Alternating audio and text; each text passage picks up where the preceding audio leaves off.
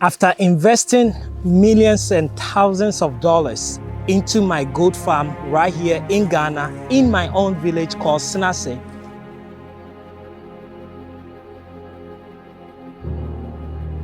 I have been given 2 weeks after 5 years of farming to vacate everything that I have.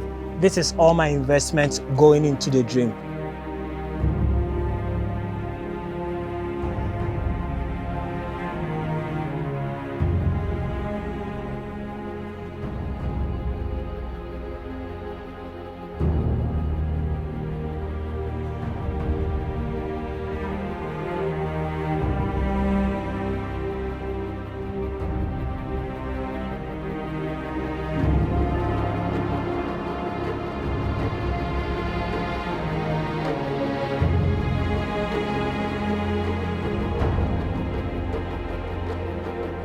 I don't think it's rage. I think it's